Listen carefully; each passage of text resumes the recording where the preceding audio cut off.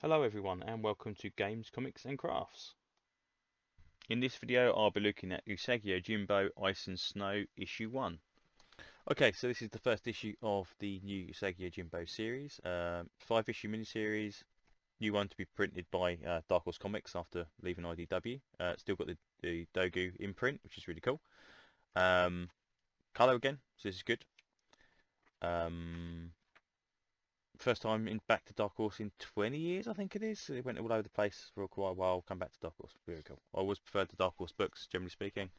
Don't know why. Just seems to be a nice kind of fit for the company. So we have back to the original continuity outside of the TMNT crossover.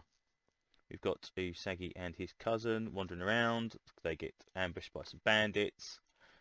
The bandits fall to their blades, and then Usagi gets a thing where he basically has to go off and kind of hits him psychically, and he decides to tromps off into the snow to find a cabin. Apparently, we get here Jay, the black-bladed spear wielder, who is wandering around.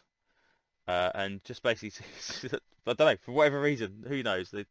Jay just seems to wander around continuously anyway, any appearance.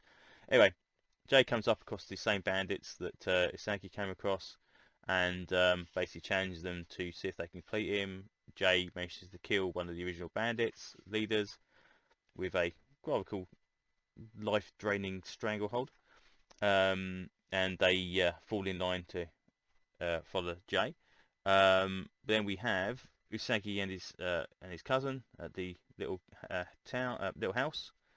There is a lady there, which apparently going by the name of Snow, and it's cold. It's okay. I don't need to be fed. I don't need to eat. You think, oh, something suspect's going on, and it would appear in the night. Then this lady has turned into an Oni of some sort. I'm not too sure. I'm sure there is a particular type. My Japanese folklore is okay, but not perfect, so I would assume that there is a type there. And then we get a little bit here about the return back to Dark Horse, which is really, really cool. Issue 2, which I think I'm definitely going to get that cover, because that's a very cool cover. And same old Dark Horse stuff. This one apparently, I don't know if this had multiple covers. Yes, it did have lots and lots and lots of covers. I always prefer the Stan Sakai covers more than anything else, generally speaking. It's very rarely I would pick up another cover. This seems wrong. Usagi Yojimbo and Stan Sakai are so interlinked with the... Obviously, he's the only one that's drew it, so anyone else that draws it always seems a little bit off.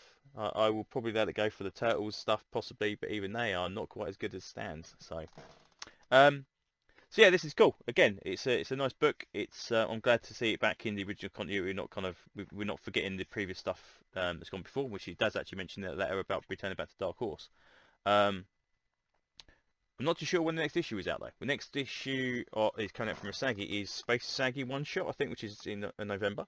So whether or not we're going to get a missed month and then we're going to have one of these every 2 months, or we're going to get that in the same month, I'm not too sure. It just seems odd to have two Usagi books in the same month rather than just release it after this or before this.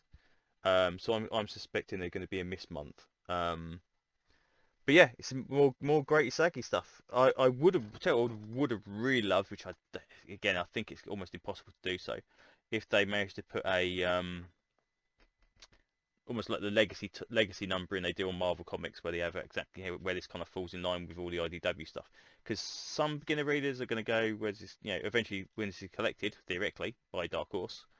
If Dark Horse do not recollect all of the IDW stuff like they have done with their previous reprints of Saga, we're gonna have a gap between this and that, and it would be a real shame. So I'm really hoping, because we've got the Doga imprint, we will see that stuff collected first, or at least at some point in time, so that everything kind of flows through. And then obviously this would end up being like 10 or 12. No, we've got 9, so this would be like 12, and then might be like 11 and 12 between the two, and it'd be weird. So I hope they sort that out. I really don't want to see the Saga stuff change its appearance, and so you can have an entire run of Usagi all the way from 1 to whatever it goes to, all looking lovely in uniform on the bookshelf. Nothing more annoying than them spines that are not quite the same.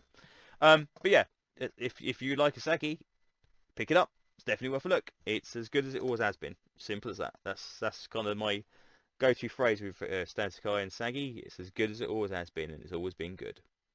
So thanks very much for listening, and I hope it inspires you to pick this book up, and I'll talk to you next time. Bye bye.